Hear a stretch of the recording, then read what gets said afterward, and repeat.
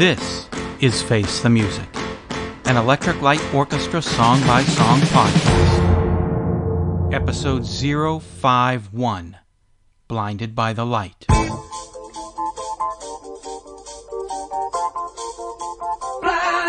by the light, wrapped up like a douche, another runner in the night. Blinded by the light, wrapped up like a douche, another runner in the night. Blinded by the light. Madman drums, bombers, Indians in the summer with a teenage diplomat. In the dumps with a most at the adolescent pumps his way into his hat. With a boulder on my shoulder, feeling kinda older, I trip the merry-go-round. With his very unpleasing sneezing and wheezing, the Calliope crashed to the ground.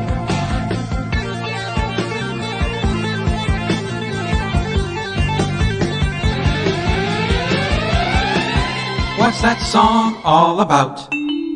Blinded by the Light was recorded in the Delane Lea Studios in August 1976. It was the last song recorded for a new world record, but is the second track on the album. It was written by Bruce Springsteen, marking the only time an E.L.O. song that wasn't a cover was written by somebody outside of the band. Bruce said the lyrics were written from a rhyming dictionary. In the first line, Madman Drummer was a reference to Muppet drummer Animal. Indians in Summer was about Bruce's Little League team, and Teenage Diplomat was about Arthur J. Collingsworth. When Collingsworth was 14 years old, he wrote a letter to the President of Brazil, resulting in Art being appointed as United States diplomat to Brazil later that year. On the August 28, 1986 BBC radio show City to City, Jeff Lynne said, That was a weird sort of thing. I look back on those and I think, oh, I cringe because it's so strange, but then I think that was better because it was straight not caring what anybody else thought about it, which is a good thing. In 1981,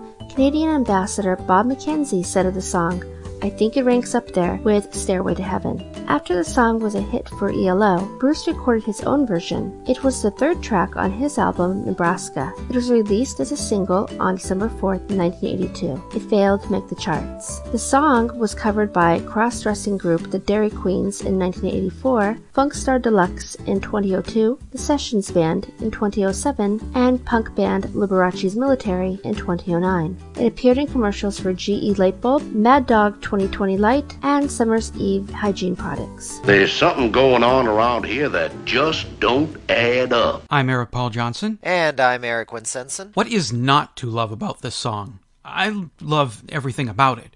The keyboards here, I love how those sound. I think the real selling point to me for this song is the delivery of the lyrics. Just the rapid-fire rhyming scheme that carries throughout the whole song. It makes it fun to listen to. It's got a limited orchestra in it. There's some strings, but they're not really right there in your face like a lot of E.L.O. at this time. And the chopsticks part, that's kind of cute. That makes it fun. Really, the whole song is just nothing but stone cold fun. I have loved this song since I first heard it, back when it was a hit in '76, and became a radio staple ever since. And anytime it comes on, anytime it randomly pops up in my iTunes or iPod, I am all in on this song. I can't think of a single bad thing to say about this. This has got to be one of my favoritist Electric Light Orchestra songs. The chopsticks part is one of Richard Tandy's most playful moments on any record that I've heard. Just kind of makes me smile there whenever I hear it. Yeah. But what I really like, though, is how Jeff Lynne really roughened up his voice for this, so it sounds a lot more soulful than he normally does. Mm-hmm. He's not doing the high register, but he's doing a low register, which I really don't hear on many of his songs. Yeah, over the last couple years, he's really been able to do more stuff with his voice. El Dorado, you hear more Roy Orbison-y kind of stuff, and his voice is getting stronger. And I think it's great that he's been able to find new ways to use his voice. Because if I didn't know any better, I wouldn't think this was E.L.O. just by the music and the voice, because it doesn't really sound E.L.O.y at all. But there it is, Blinded by the Light by the Electric Light Orchestra. I thought it was Kelly Crooked at first singing the lead, but no, it is Jeff Lynne. Mm-hmm. And Kelly Crooked on that counterpoint where they're both singing different verses of the song, he does come in and works well. At that point, you can actually hear the difference between their voices because Crooked's at a little bit higher register on this one than Lynne is when they do that counterpoint part. Yeah. So I want to clear up right here, just settle this now on the podcast where the entire world is obviously listening. Just want to clear up this lyrical misunderstanding that's been going on for, 42 and a half years? Somewhere around Everybody there. keeps, something like that, yeah. Everybody keeps thinking, wrapped up like a douche. That's not it at all. I mean, I've known this for years. Anybody who's looked up into this knows it's not wrapped up like a douche. It's revved up like Bruce. See, back in 1975, Bruce Springsteen was really starting to make a name for himself. People were starting to pay attention to him. And Jeff had heard that Bruce Springsteen really puts on quite a powerful show. When Bruce is performing, he gets all into it and riled up. He gets revved up. After Jeff and Bruce wrote the song, they went off on their own separate ways, their own career paths. And Jeff did a little bit of tinkering afterwards, and he was so impressed with Bruce Springsteen's concert performances that Jeff later threw in that line, revved up like Bruce. So that's what it is. It's not revved up like a douche, it's revved up like Bruce. And even though Jeff and Bruce never worked together since, so far, maybe they will in the future.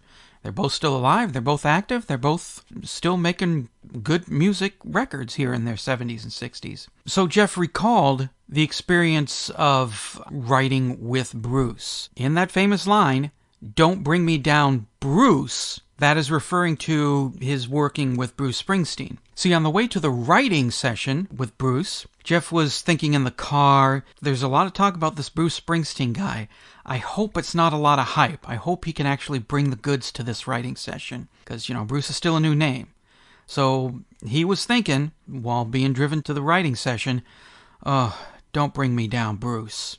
And when Jeff was writing, don't bring me down, he thought, that would actually fit nicely in this part of the song. All right, we're putting this in here. Don't bring me down, Bruce. Well, the thing is that, it is revved up like a deuce, not a douche. The thing is that when Bruce Springsteen wrote it, this was before he got on his IBS medicine. So he would really have some bad problems whenever he went to the bathroom, and it got him all... So, that's where that line comes from. And Jeff Lynne, from what I've read, suffered some of the same thing. That's kind of why he did the song. He kind of sympathized with Bruce Springsteen in this particular case. So we have two sources of what that line is and where it comes from.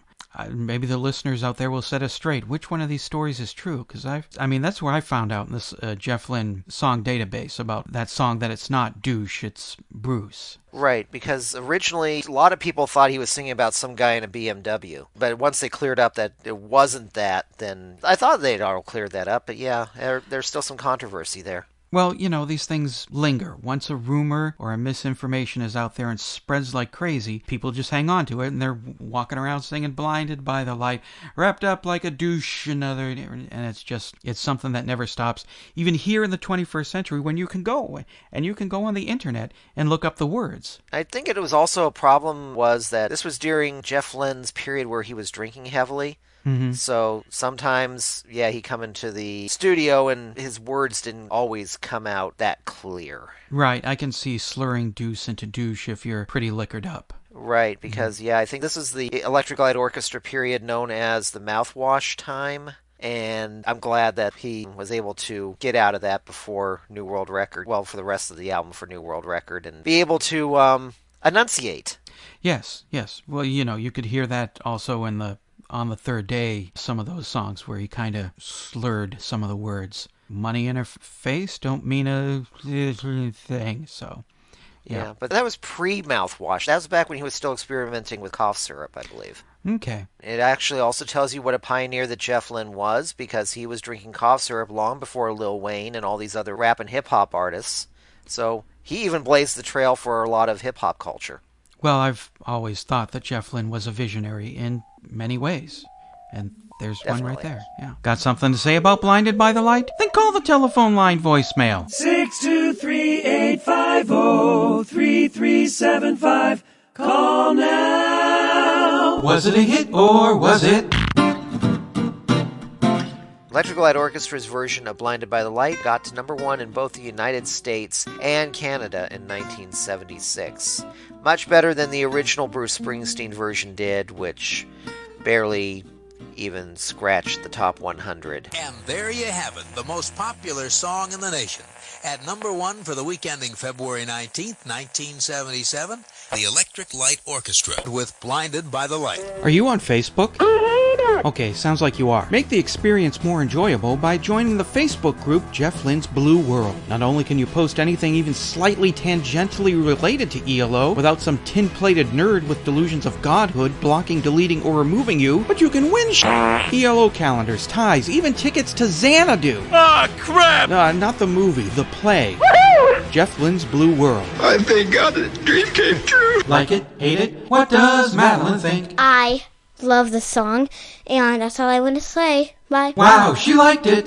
Taste the Music, an Electric Light Orchestra song-by-song podcast, is a production of Radio Trolla Entertainment Assorted Deli Meats Amalgamated. You can contact us by voicemail at 623-850-3375 or email us at eloftmpodcast@gmail.com. Keep up to date on the show by joining our Facebook group and spread the word about the show by sharing the link or giving us a quick rating on iTunes. You can financially support the podcast and get some goodies at patreon.com/ELOpod.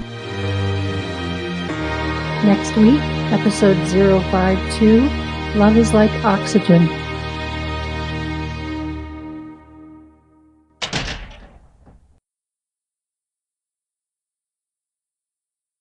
All right, should we let him in on this now? This was our April Fool's show. Both of us are very well aware of the story behind Blinded by the Light. Manfred Mann, Bruce Springsteen, and that it has nothing to do with E.L.O. Or IBS. Or IBS.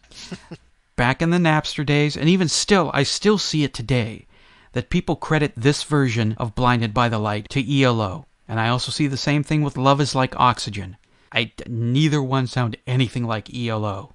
I keep seeing that. I thought, we'll do an April Fool's show about Blinded by the Light. And we did. We're not going to be doing Love is Like Oxygen next week. What song we doing next week, Karen? Next week, episode 051, Telephone Line. And there you go, telephone line. Are you quite finished with your joke? Yeah, I think we're pretty much done here.